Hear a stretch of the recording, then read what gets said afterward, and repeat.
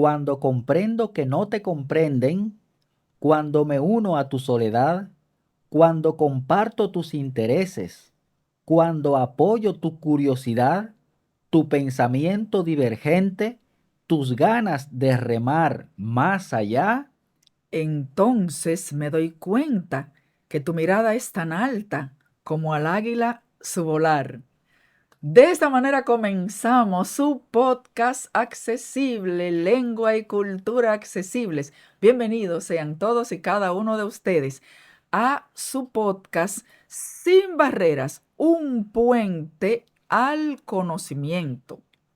Porque la información no es un privilegio, es un derecho. Como debe ser, y hoy estamos regocijados por muchas razones, pero una de ellas es que el hombre más mencionado en este podcast desde el primer día, el famoso, el archi internacional Jonathan Javier, nos acompaña en vivo y eso merece un grandísimo aplauso. Muchísimas Felicidades. gracias, Jonathan. Yo sé que tú estás interpretando, pero queremos agradecerte de corazón todo el tiempo que nos has estado apoyando para hacer accesibles todos los contenidos que hacemos para toda la comunidad en general y para la comunidad sorda en particular. Así mismo es. Y hoy tenemos un altísimo privilegio porque queremos hablar de un tema, bueno, hace mucho tiempo que para mí es muy importante. Ajá. ¿Qué te parece, Clara? Si yo tuviera altas capacidades, Yo, si yo fuera como, digamos, como Einstein, yo creo que lo pasarías muy mal.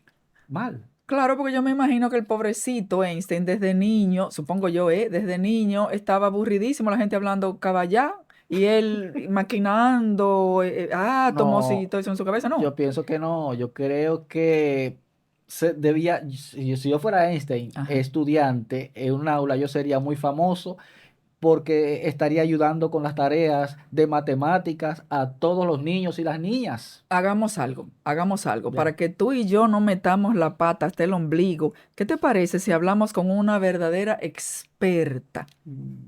Porque nos está acompañando en el día de hoy Isabel Díaz Nieto, quien es expertísima en el tema. Oye su currículum un segundo. Oigan, amigos, amigas. Isabel Díaz Nieto tiene un máster en intervención en dificultades de aprendizaje en la Universidad de Barcelona. Otro máster en altas capacidades y desarrollo del talento en la Universidad de La Rioja. Otro máster, bueno, es experta en dislexia también por una universidad de España. En técnicas de evaluación e intervención psicoeducativa por la Universidad de La Coruña. Tiene formación en altas capacidades, en educación inclusiva, en neuropsicología. Yo creo que Isabel no ha dormido en su Eh, vida. si hay una persona que sabe de altas capacidades, es Isabel Díaz Nieto. Bienvenida, Isabel, qué honor. Muchas gracias por acompañarnos. Gracias a ustedes, Clara y Segundo. Es para mí un honor estar aquí en su programa. Y la verdad no, hay mucho papeleo, muchos libros leídos, pero en realidad uno tiene que seguir aprendiendo cada día. Y bueno, altas capacidades. Hace mucho tiempo que, o tal vez no tantísimo, pero desde que comenzamos a escuchar del tema, nos vinieron a la mente algunas preguntas. ¿Qué altas capacidades significa que el niño o la niña es muy, muy inteligente y entonces en el aula se aburre porque la profesora sigue explicando y el niño con altas capacidades ya entendió? Entonces, entonces, nota que la profesora sigue como muy lentamente y entonces el niño con altas capacidades se aburre y entonces se pone a rayar, a dibujar, a molestar a los otros porque ya él sabe eso, pero la profesora sigue y sigue insistiendo en eso y ya él se lo sabe. De eso se trata. De eso se trata. Exactamente. De esos niños que aprenden muy rápido, a una velocidad que uno no se imagina y que se aburren en el aula cuando no son comprendidos, no son detectados, cuando el sistema no lo apoya, cuando en su familia tampoco saben de eso, entonces ese niño sufre y ese ¿Y, niño se aburre. y qué son las altas capacidades, Isabel? A ver, no hay una sola definición válida. Ujú. Hay eh, diferentes definiciones según los investigadores. Ujú. Pero bueno, para ponértelo en un lenguaje llano, las personas con altas capacidades son aquellas que muestran una alta aptitud, una capacidad extraordinaria para razonar y aprender. Y que luego, bajo una evaluación, se puede demostrar que que su capacidad se ubica en el 10% superior de los niños de su edad. Si estamos hablando de niños, de la población de su edad, siempre se compara con la edad. Ujú. Y esa persona puede destacar en un área, en varias, pero no necesariamente en todas. Que por ahí viene uno de los mitos que hay en la población, que se piensa que el niño de altas capacidades es el estudiante que destaca en todo, que tiene buenas notas en todo y que en todo debe de brillar. Y eso es un mito que hay que empezar a tumbar, porque el niño va a destacar en lo que le interesa, pero no Oh, necesariamente tiene que destacar en todo. Ahora, hay niños que tienen un alto rendimiento en todo, excelente, pero generalmente las altas capacidades se demuestran en un área o en dos o en varias, o puede ser en una sola. eso significa que tener altas capacidades no conduce a quien la lleve a la genialidad. A ver, en el siglo XIX, Ujú. cuando se empezaron los primeros estudios sobre altas capacidades, se hablaba de genialidad. Era el término que se utilizaba, porque eran los inicios de las investigaciones. Y se hablaba, el término que se usaba era el genio, y el Ujú. genio se asociaba a la locura en aquellos momentos. Cierto. Pero ya no se habla de genio, ¿me entiendes? Ahora se utilizan otros términos, Ujú. pero eso es un término que se utilizó siempre, desde el inicio. Cuando Clara me dijo que te invitaba al podcast, yo pensé, bueno, primero tenemos que preguntarle a Isabel, ¿por qué? ¿Por qué comienzas? ¿Qué te motivó a incursionar en esta área tan interesante? Bueno, yo voy a confesar ahora. Ujú. A ver, Confiesa, Isabel, a confiesa. ver, desde que yo tengo que remontarme a mi edad escolar, Ajá. desde que yo estaba en el colegio, así ya muchos años, yo sabía lo que quería estudiar. A ver, yo tenía un grupo de amigos que éramos muy buenos estudiantes, muy buenos estudiantes. Y yo siempre me preguntaba, y yo era lectora, porque yo soy hija de padres lectores. Ok. Entonces yo tenía un grupito de amigas que leíamos y que intercambiábamos libros. Entonces yo me preguntaba, ¿por qué habían niños que no leían como nosotros, que no les gustaba o que no entendían, no sabían ni escribir, tenían la letra feísima o leían de forma incorrecta?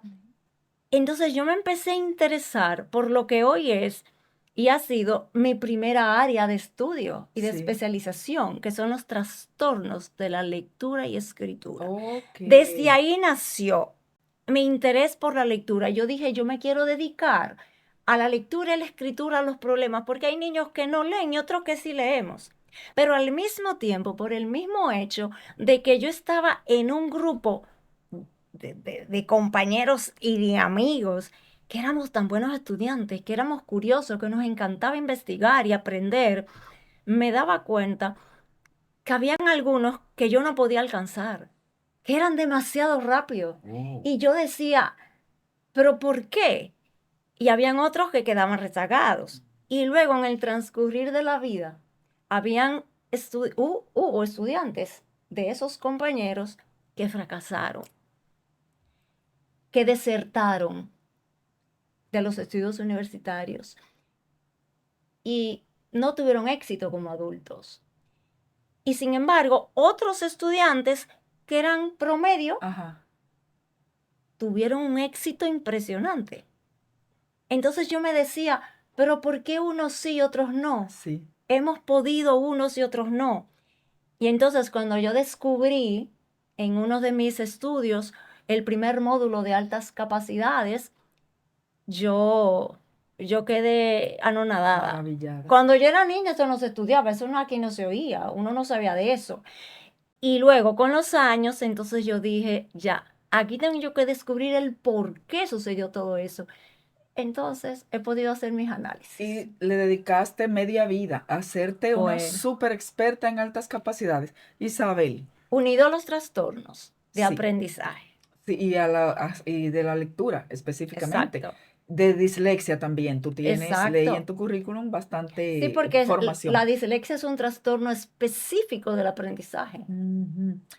Te vamos a comprometer, Isabel, amigos, amigas, Sí. para tener otro episodio solo acerca de trastornos de la lectura y la escritura y la dislexia. ¿Qué les parece? ¿Qué te parece, A mí Simón? me encanta la idea y recuerdo, Clara, que hace mucho tiempo, muchos años, vi que tú estabas leyendo un libro titulado Los malos estudiantes. Eso me lo hace recordar Isabel ahora, Sí, porque hay todo un estudio de por qué hay estudiantes que fracasan en la escuela, ¿verdad? sí. Qué interesante. Segundo decía, en principio, que se imaginaba como Einstein, y yo decía a tono de broma realmente, lo difícil que debería ser, que podría ser para un niño y un adolescente tener altas capacidades, porque normalmente uno coincide con la gente de su edad en los temas y en los intereses. Pero es Ujú. que estos niños y adolescentes tienen otros intereses que a los de su edad no les importan. Cuéntanos cómo es la vida de un niño y de un adolescente con altas capacidades en términos de sus relaciones sociales, sus características. A ver, estos niños socialmente, eh, muchos de ellos sufren Ujú. por lo mismo que tú has dicho, porque con mis compañeros de edad, pues no tengo muchos temas. Entonces ese niño no tiene interlocutor. Por ejemplo, una niña que se pasa el recreo con un libro bajo el brazo, que Exacto. prefiere irse a la biblioteca, o sea, se queda sola en el recreo leyendo, o se va a hablar con los profesores, porque con el adulto tiene más tema. Sí. Ese niño se va aislando y ese niño va siendo rechazado Eso te y le iba a hacen decir. bullying. El rechazo de los El compañeros porque además sabe rechazo. mucho. En la película le dicen los nerds, ¿verdad? Sí. Los nerds. Sí, pero estos niños sufren ese aislamiento, ese rechazo. Y, y cuando yo hablo con los padres, a mí me encanta esa primera entrevista con los padres, porque una de las preguntas que yo le hago es, ¿con quién su niño o su niña prefieren estar? ¿Con niños de su edad? ¿Con niños mayores? ¿O con ustedes? ¿Con adultos? Y siempre pasa lo mismo. No, pero él se lo pasa genial con los amigos del hermano que tiene 15 años, pero el niño tiene 8. Ajá. ¿Entiendes? Ujú. O con los amigos del papá. Hubo un papá que me dijo que, que el niño cuando iba a casa de un amiguito, con quien se lo pasaba hablando, era con el papá del amiguito. Pana full del papá del ¿Te amiguito. imaginas? Por los temas. Sí. ¿Entiendes? Porque cuando un niño encuentra con quién hablar, entonces se siente a gusto. Si tú vas a ti te invitan a una charla de física cuántica y tú no sabes nada de eso, no te interesa, Ujú. pues tú te pones a hablar con el vecino de al lado y usted sabe de algo de esto, no, pero vamos a hablar de otra cosa. Sí. Claro. ¿Me entiendes? Ujú. Entonces el niño y el adolescente, o sea, pasa igual. Entonces para ellos es un sufrimiento. Y los padres no saben lo que le pasa. Los padres saben Oh, que su niño tiene un vocabulario muy Sí. amplio, que es una de las características, que su niño es insaciable haciendo preguntas y le hacen preguntas que las mamás me dicen, pero es que me lleva loca, es que pasa el día entero preguntándome cosas que ni yo sé que le voy a contestar. Y entonces eh, es una sed insaciable de aprendizaje. Ellos Una quieren curiosidad una permanente. curiosidad. Entonces tienen como una verborrea, tienen como una hiperactividad, lo que se llama una hiperactividad verbal, Sí. porque hace pregunta y hace sí. pregunta y hace un comentario y te dicen expresiones que no son las mismas de los niños de su edad. Entonces los padres comparan o con el hermanito, o con los primitos, con los vecinos, o con los compañeros. No, pero es que el niño parece un adulto hablando. Un adulto chiquito. Pensaba yo preguntarte precisamente cómo los padres se dan cuenta que su niñito, su niñita tiene altas capacidades en casa o en la escuela, que se dan cuenta, A alguien lo ver, descubre. los mejores informantes son los padres, pero los padres no saben lo que le pasa a su niño. Llegan a la consulta por otras razones. ¿Por cuáles? Por ejemplo, muy pocas veces el colegio refiere porque observa que hay un niño extraordinario en la clase. Pocas veces. Es la Pero, familia la que se pero acerca a es ti. la familia que se acerca o un psicólogo, otro colega, que sabe del tema, que eso es lo que a mí me sucede, sabe del tema y me lo refiere, porque sospecha, pero como ese psicólogo no es el que evalúa, entonces Isabel, allá te mando un caso. Y los papás llegan, pero no buscando saber eso, Oh. sino que ahí es que empiezan a despertar. Sí, pero por ¿Y, eso es que hace eso. Pero no sé qué. Pero yo todavía no le he dicho el término, porque eso es al final de la evaluación. y qué Sí. es lo que los padres van a buscar? ¿Qué es lo que ellos notan en su joven o en su niño? Los padres, como te dije, ven un vocabulario muy amplio, ven Ujú. esa set de preguntas. Otros padres han ido al colegio y observan, o los profesores les dicen que su Mm. niño o su niña está aislado en el colegio, Ajá. en el recreo. Hay padres que incluso se quedan a observarlos en el recreo. Yo tuve un papá que me dijo eso, no, yo me quedé en el recreo Ujú, a invitación de la escuela y vi a mi niño solo. ujú. Ese era varón, era un niño, y lo Sí. vi solo. Entonces, pero es un niño que ni mis hijos de 15 años hablan como él, eh, hacen muchas preguntas. Hay niños que tienen, por ejemplo, eh, una baja tolerancia a la frustración. En Mm. sentido de que de 50 preguntas en una clase se equivocaron en una y hacen un Oh. drama porque ellos se autoexigen, Ok, son muy perfeccionistas. ok. Entonces, no quiere decir que todos los niños tienen Sí, todas estas claro. características, Ujú. sino que son las características que se observan. Entonces, hay niños que sufren eso, lo ven como un fracaso demasiado grande. ¿Mm? Escuchándote, Isabel, escuchando esas características, pienso en que puede ser real, no un mito, esa información que he leído acerca de que muchas niñas pasan desapercibidas, tienen altas capacidades, pero no se detectan porque se pueden retraer, bueno, es adolescente, se le pasará, porque tienen más vocabulario, las damitas normalmente tenemos un vocabulario más amplio antes que los niños, etcétera, etcétera. ¿Qué de cierto hay en eso? Eso es cierto. Hay investigadores que han estudiado el asunto sexo. Ujú. Las altas capacidades se dan por igual en niños y en niñas. Ahora bien, están más identificados. Cuando digo identificados, quiere decir un niño que ha sido evaluado y se ha determinado que entra dentro de ese campo. Ujú. Hay más varones que hembras. ¿Por qué? Porque las niñas, como tú has dicho, muchas niñas, no todas, Ujú. tienden a retraerse para caer bien. Exacto. Y cuando van siendo adolescentes, tú sabes que la adolescencia que ya va saliendo el sentido de pertenencia, que tú ya quieres tener un grupo, que muchas niñas empiezan a tener enamorados. Entonces hay niñas que saben que tienen, que se destacan, entonces se retrotraen por iniciativa propia. Me voy a quedar callada, no voy a sobresalir, para poder pertenecer a un grupo, para que las otras amigas no se burlen, las inviten y para caer bien entre los varones.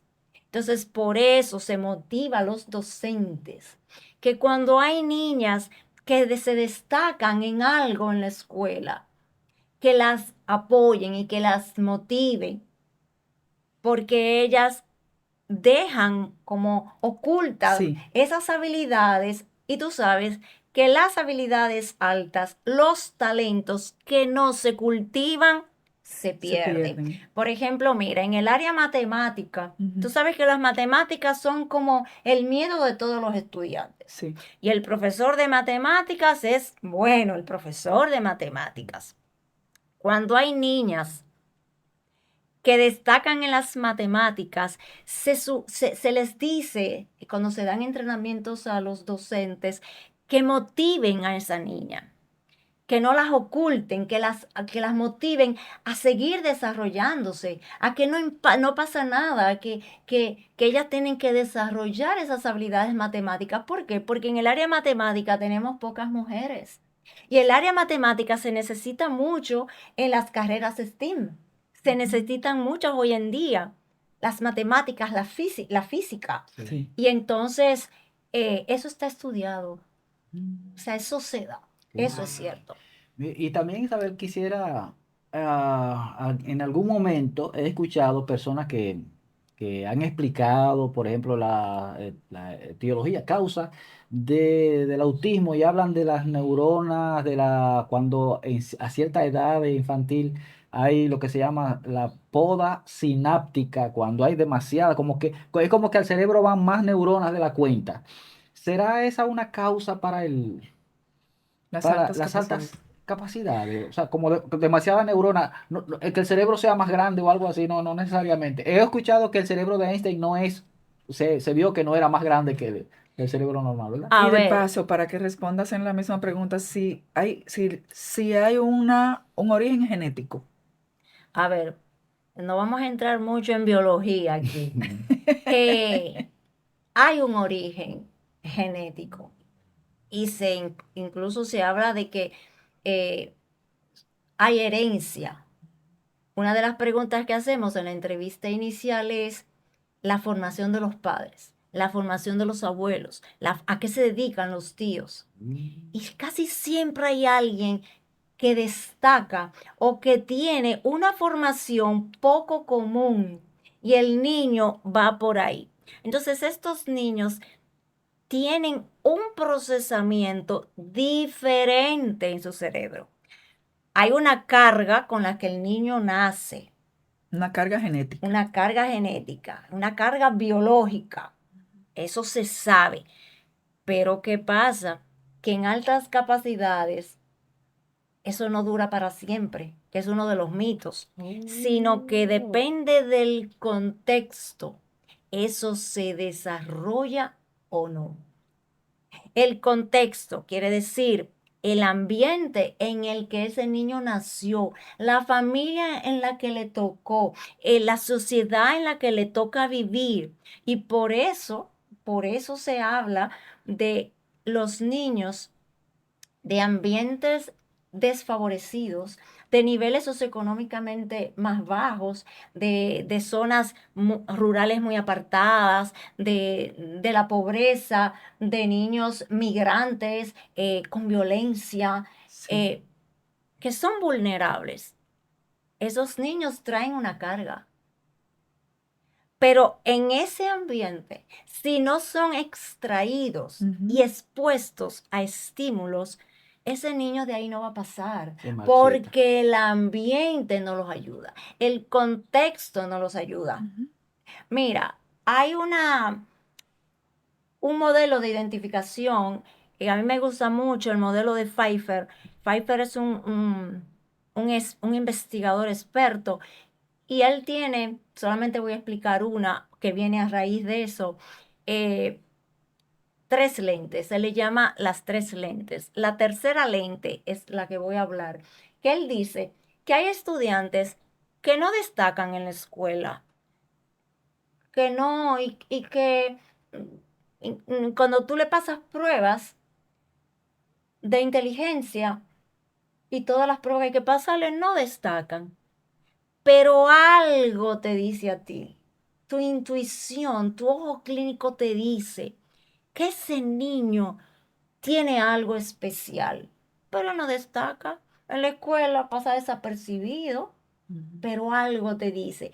Esos niños son los que Pfeiffer llama diamantes en bruto, que son los niños que el ambiente les ha tocado estar en un ambiente que no los apoya, que no les puede dar lo que ellos necesitan. Y ahí vienen los niños vulnerables, de ambientes desfavorecidos, los niños migrantes o por razas o por idioma, por muchas razones. Entonces esos son los niños que se dice que tienen altas capacidades en potencia. Porque si ese niño es sacado de ese ambiente y se le ofrecen los apoyos necesarios, ese niño pudiese llegar a ser un niño como los demás. Me encanta cómo lo ¿Entiendes? planteas, los apoyos necesarios, porque nosotros, que de hecho fuimos compañeras en la Dirección General de Educación Especial, consideramos las altas capacidades como una NEAE, es decir, como una necesidad específica de apoyo educativo, precisamente porque es un grupo que, aunque tiene muchas potencialidades, si no recibe los apoyos necesarios, pues tú lo has dicho muy bien, se quedan como un diamante en bruto. Y eso me lleva a la siguiente pregunta, Isabel. Con lo que has dicho, debemos asumir que en las aulas se están perdiendo muchos diamantes, se están quedando en bruto con esa potencialidad no detectada, no descubierta. En nuestras escuelas tenemos orientadores y tenemos psicólogos. ¿Cómo se evalúan las altas capacidades? ¿Hay en las escuelas los instrumentos necesarios o hay que referirlos a algún? Yo sé que tú tienes un centro privado, que lo vamos a decir más adelante, eh, pero yo quiero saber cómo el protocolo, cómo se evalúa, cómo se evalúan las altas capacidades. Es que antes que eso, Clara, tengo que decir, mira, nuestro país está en pañales. Las altas capacidades es el tema dentro de la psicología, el tema más estudiado y más ignorado. Y nuestro país no es una excepción. O sea, en América Latina estamos en pañales, pero en África también, y en Europa también, en muchos países también. O sea, es un tema en el que se requiere mucha formación. Entonces, no se puede hablar todavía de todo lo que hay que hacer, porque hay que empezar por el primer escalón. Ujú. Y el primer escalón es formación. O sea, toda la comunidad educativa requiere formación, pero no de una charla de una hora. Es formación continua sobre este tema. Los psicólogos que están en las escuelas, pero también hablo de los psicólogos de colegios privados, porque Sí. es todo, público y privado. En el país no se conoce esto. Educar a las familias, niño identificado, evaluado. Hay que formar esa familia, porque las familias no saben. Ellos empiezan a despertar una vez que ese niño lo han evaluado, si ha sido bien evaluado. Ujú. Y hay que formar a los políticos, porque los políticos son los que dictan las leyes. Hay que formar a los empresarios, porque los empresarios son los que tienen el capital para dar las becas, para financiar estudios, para promover un centro. especializado, ¿me entiendes? Hay que formar a todos los psicólogos. Mira, no todos los psicólogos pueden evaluar altas capacidades. Eso es un mito. ¿Quiénes pueden evaluar altas capacidades? Un psicopedagogo, como soy yo, una psicopedagoga, o un psicólogo escolar, un psicólogo Formado. formado, Ujú. especializado en altas capacidades. Por eso o sea, son muchos años de estudio. Y ese psicólogo tiene que tener un fogueo grande en pruebas psicométricas, pero también en trastornos del aprendizaje y en trastornos del neurodesarrollo. ¿Por qué? Porque las altas capacidades, algunas vienen solas, pero algunas no vienen solas. Mm. Las altas capacidades pueden venir de la mano con un trastorno, que ya tú sabes que tiene un nombre especial que se llama doble excepcionalidad. Ujú. Las altas capacidades pueden venir con un déficit de atención asociado, un TDAH, pueden venir con un trastorno del espectro autista asociado, Ujú. puede venir con una depresión asociada, puede venir con un DEA asociado. Un DEA son las dificultades específicas del aprendizaje, una Ujú. dislexia, una discalculia, una disgrafía. ¿Me entiendes? Sí. Entonces, todo esto, si tú como psicóloga no sabes de eso, tú no vas a poder evaluar bien. No es pasar una prueba de inteligencia. No es pasar un Ok. WIS 5. A los que saben, los psicólogos que saben de pruebas, un WIS 5, que es una de las pruebas internacionales más utilizadas a nivel internacional para evaluar no altas capacidades, para hacer una evaluación completa. Ujú. No es pasar el WIS 5, porque muchos psicólogos que no son expertos se pasan un WIS 5 o pasan un BAS-2. Que dio un CI, un cociente intelectual de Ujú. 130, sí, tiene altas capacidades. No, no llegó hasta ahí. No, no lo tiene. Pero ¿y si tiene una dislexia? Ok. Y si entonces, no, pero este niño no sabe leer, ¿cómo va a ser de altas capacidades? Ok. No, pero ese niño, mira, las notas son en promedio. Ujú. Ese niño no brilla en la escuela. Notas Ujú. promedio, no sabe leer bien, no sabe escribir, no sabe coger un dictado. Tú me vas a decir a mí que tiene altas capacidades. Estoy hablando como si yo fuera, Sí, no, sí, una sí. desconocida o un docente. Pues mira que sí. Wow, Pues mira que sí. es mucho más Que puede, complicado. que puede darse Sumamente. un niño que no sabe leer o que tiene dificultad para leer, pero cuando tú hablas con ese niño, Ujú. tú te quedas maravillada. Ya. Y además, los padres que no saben de eso te dicen, pero ese muchacho no entendemos, un niño que es tan inteligente para muchas cosas, ¿cómo es que no aprende a leer y Exacto. escribir?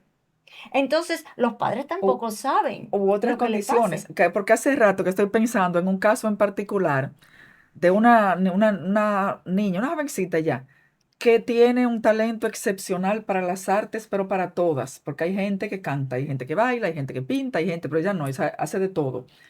Pero Que como que tiene un hace que, talento excepcional, que tiene talentos pero para excepcionales la que se nota pintura, para el para la arte. pintura, para la música, para la danza, Ah, para cualquier arte.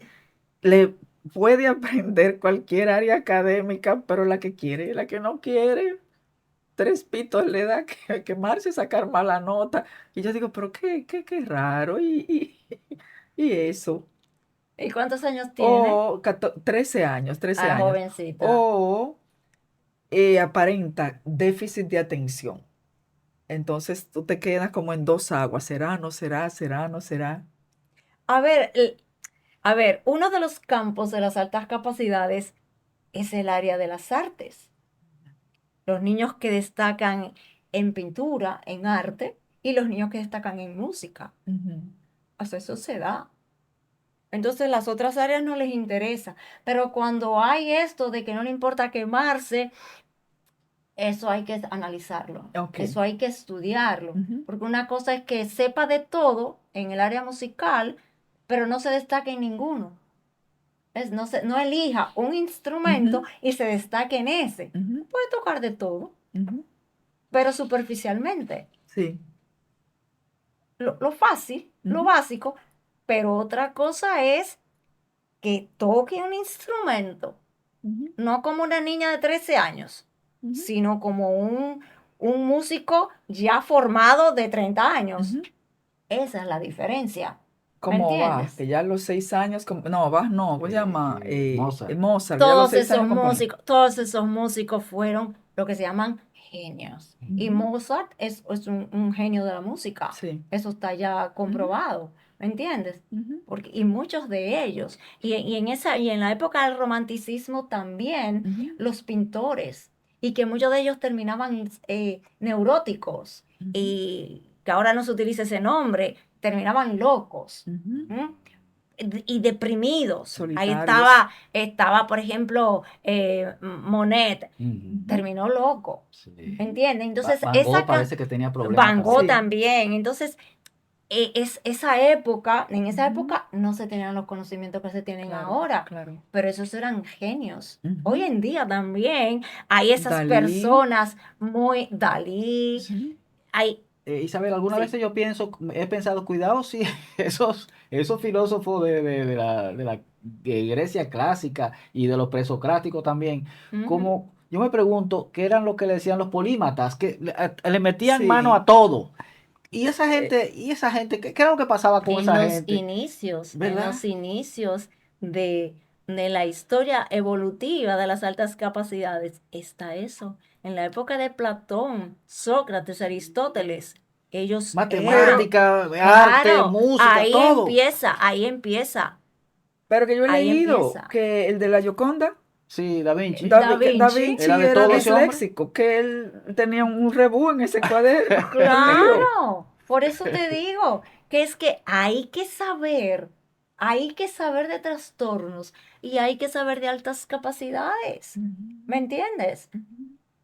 Mira, eh, es un mito eso, se llama el mito del 3%. Yo no sé si tú lo has oído, Yo que es realmente no. el mito eh, que te dice que, que se afirma que solamente las personas o los niños, las personas que llegan a un CI de 130 son de altas capacidades.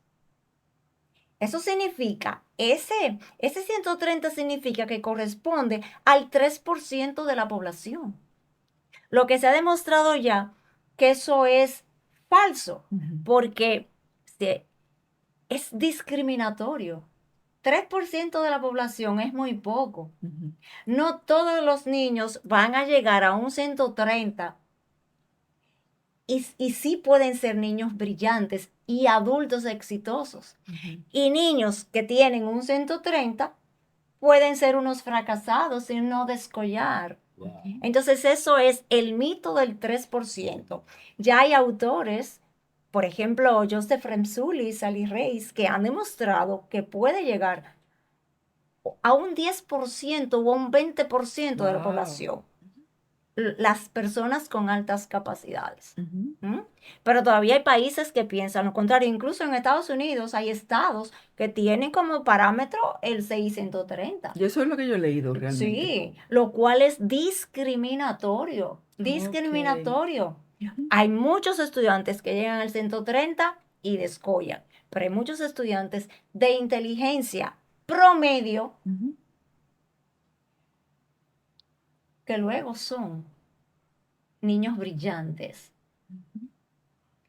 y tienen en ese momento, pasan desapercibidos en la escuela. Son los niños que, como para el profesor, solamente los estudiantes de altas notas, de alto Ujú. rendimiento, son los que tienen altas capacidades. Hay una población silente Ujú. en esa aula de niños que no vemos, como dice mi poema, que no los vemos. Son las altas capacidades ocultas, enmascaradas, que los docentes no lo ven. Porque te quiero preguntar, la causa de que pasen desapercibidos en el aula es que el desinterés, la desmotivación. No, Clara, lo que pasa es que no hay formación en nuestro país todavía. O sea, hay que formar al maestro. Yo digo del estudiante. El estudiante está desinteresado porque para sacar baja nota, si tiene el potencial de aprender lo que quiere y saca baja nota, yo te pregunto, ¿es porque está desinteresado, desmotivado, Es aburrido? que hay muchas razones, para eso se hace una evaluación. Y Oh, si el ya. niño tiene dislexia, como un niño que yo evalué, que no Mm, podía leer, ok.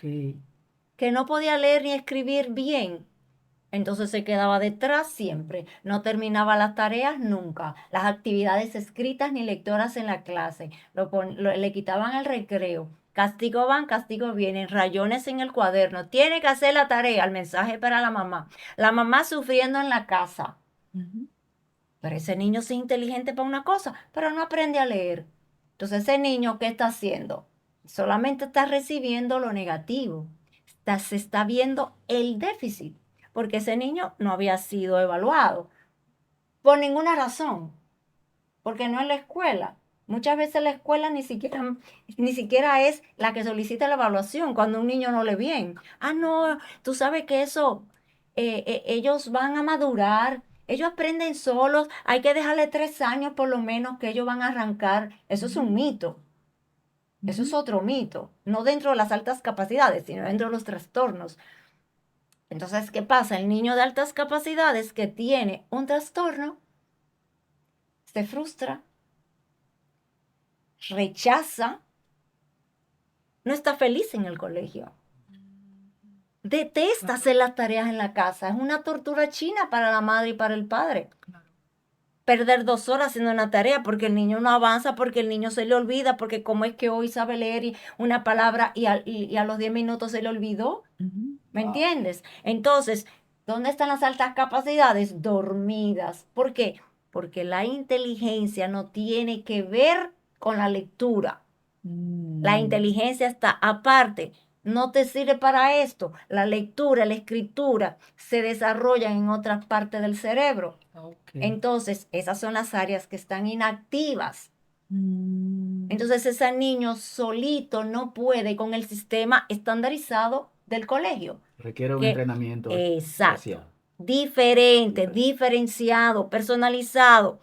Lo que pasa es que cuando las altas capacidades vienen con un trastorno asociado, el cuadro es más complejo. sí. En este caso, un niño que tiene problemas para la lectura, pero con altas capacidades, ¿qué hace el profesorado? Que ve el déficit, Ujú. porque lo que se ve es que el niño no lee, que el niño se queda atrás, que el Claro. niño no responde a las demandas escolares.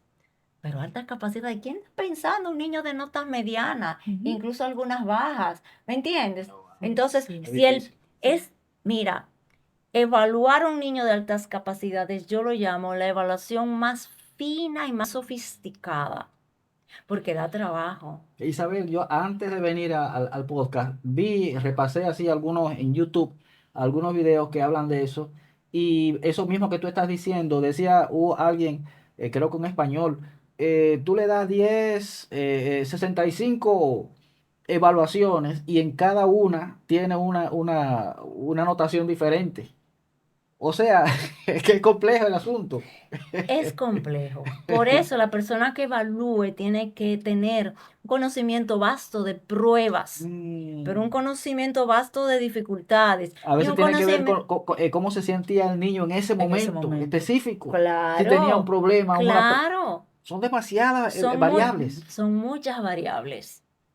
Por eso no se pasa una prueba de un tema. Por ejemplo, de la lectura yo paso como 5 pruebas diferentes. De Ujú. inteligencia como 4 diferentes Wow. para ver si todas me casan. Para ver dónde está. Cuando tú ves que todas te están dando de forma similar, ahora si te dan picos, como lo que tú dices, ahí hay que analizar el problema. Pero generalmente, mira, yo llevo como 30 años evaluando y mirando problemas y, y generalmente me van casando. Y además, el psicólogo tiene que ser es una evaluación, perdón, multifactorial. Ujú. Y el psicólogo tiene que manejar mucha información de diferentes fuentes, o ir a la familia, o ir a la escuela, al profesorado, al psicólogo si hay en la escuela, y después con el niño. Tú estudiante. tienes que escuchar al niño. Al niño tú no le haces una prueba en frío. Al niño, el primer día que yo trabajo con el niño, es un conversatorio como lo que estamos haciendo. Y empiezo a hacer las pruebas de a poquito, empezando por las más fáciles. Pero yo tengo que ganarme la confianza de ese niño para que ese niño me suelte información, para ver qué es lo que le pasa. Y le bajo la ansiedad, porque ellos creen que es un examen, Sí. es la primera vez que van, tú quién eres, qué es lo que yo hago aquí. Ellos van, mira, que no. Yo le entro, si tú sabes a qué tú vienes, me dicen que no. Tu mamá te dijo que tú venías. O te dicen algunos, hacer tarea. Ah, caramba. Entonces siempre, porque yo entreno a las mamás, usted le va a decir tal cosa, pero algunas no, o no lo dicen o los niños lo olvidan. La cosa es que yo le bajo la atención y empiezo a sacarle información. Y cuando esos niños hablan, mira, ya en la primera sesión, tú te tiras una hipótesis. Pero tú te puedes tirar una hipótesis de lo que puede estar sucediendo si tú estás entrenado. Claro. Por eso no le podemos pedir a los docentes que sepan, Ya. porque no tienen formación, es ahora cuando están empezando. No le podemos pedir peras al olmo, como dicen Claro. los españoles, no se puede. Ujú. Entonces hay que formarse. Correcto. Entonces te quiero preguntar, ¿cuánto tiempo toma una evaluación de altas capacidades? Eso depende de cada caso, depende de la demanda de la familia y de lo que te soliciten. Por ejemplo, no es lo mismo un niño que me llegue por sospecha de altas capacidades solamente. Pero no porque la familia me lo dice, sino porque ya viene referido, como te digo, por un psicólogo que sabe de esto, pero no evalúa. No es lo mismo que venga. Sí, mira, que necesito que va a hacer una evaluación porque el niño no lee, pero es un niño brillante. O porque dice, no, es un niño que se distrae muchísimo, que molesta muchísimo, que no se concentra, pero es un niño inteligente. Entonces, tú tienes que evaluar altas capacidades, problemas de conducta, problemas de atención y concentración. En el otro caso eran problemas de lectoescritura. ¿Me estás entendiendo? Más, eso es lo que la demanda, pero la evaluación de altas capacidades que conlleva diferentes pruebas de inteligencia, que llevan pruebas de aptitudes, de pruebas de preferencia de aprendizaje por parte del estudiante, los cuestionarios, qué piensa la familia, que son varios, qué piensa la escuela. ¿Me entiendes? Wow. A los niños se les pasan pruebas verbales como no verbales, porque todas son de razonamiento, de diferentes formas, para ver si en todas me va dando lo mismo. Y hay pruebas que te van diciendo, destaca en esto, no destaca en esto. Entonces ahí tú vas viendo cuáles son sus gustos, sus intereses. Entonces, por ejemplo, para responderte a la pregunta, yo puedo tardar 5 sesiones o 6 o 7 dependiendo del niño y del caso. Generalmente son niños muy rápidos, pero hay niños que se toman su tiempo. ¿Me entiendes? Ya. Y si hay un trastorno asociado, pues los días se alargan. ¿Me entiendes? Pero no menos de ahí, no menos de 5 sesiones. Entonces eso te toma un mes y pico de trabajo, porque no se evalúa todos los días. Wow. Se evalúa 2 días, por ejemplo, por semana, alternado. Entonces, no sé, pero a mí me gustaría aprovechar la oportunidad para decir el contacto. Si alguna de las personas que está viendo este programa quiere contactar, ¿verdad? A Isabel Díaz Nieto, aquí yo tengo el número escrito, a ver si es así correcto, Isabel, 809-549-7010, para escribir por WhatsApp, ¿verdad que Sí, sí? ese es el teléfono de nuestro centro, el Centro de Aprendizaje y Psicología CAP, CAP, que son las iniciales, que está en la avenida Enriquillo 6, condominio GS, apartamento 201, eso está en Los Cacicascos, En, aquí en Santo Domingo. en los Cacicacos. Y es los servicios son de evaluaciones psicopedagógicas, trastornos de lectoescritura y terapia de aprendizaje. Ese es mi campo de trabajo. Sí. ¿Y las redes sociales, Isabel? Tenemos en Instagram el @capcentro, en Facebook también está. Ujú. En esas dos nos encuentran. Excelente. Bueno, nosotros nos sentimos altamente complacidos y nunca dijimos, en ningún momento dijimos que el poema con el que abrimos este episodio es de la autoría de Isabel Díaz Nieto. Sí, Así sí, es sí. que Hermoso. Felicitaciones. felicitaciones. Gracias, gracias.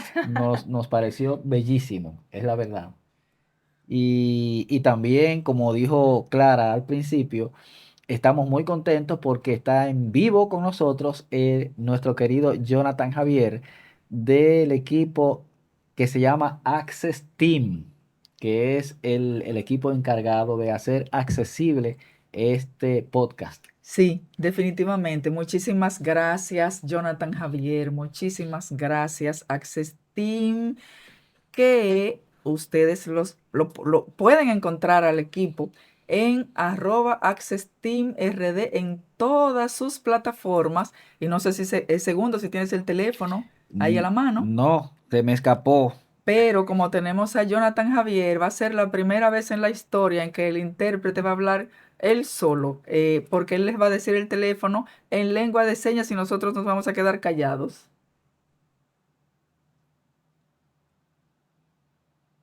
849-815-4425.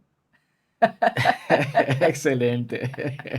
Y con esa felicidad que tenemos, estamos seguros de que Isabel vas a volver para que hablemos entonces de dislexia, Por favor. un tema tan interesantísimo. Dislexia. A mí, yo tengo un montón de preguntas para esa conversación. Muchas gracias, Segundo. Muchas gracias, Clara. Me ha encantado estar aquí. Así es que nada, estaremos aquí para la dislexia. Esta es tu casa, Isabel, y esta es la casa Gracias. de todos ustedes. Los esperamos en el próximo episodio. No olviden suscribirse, darle me gusta, comentar y compartirlo a todo el que sea educador, a todo el que sea familia.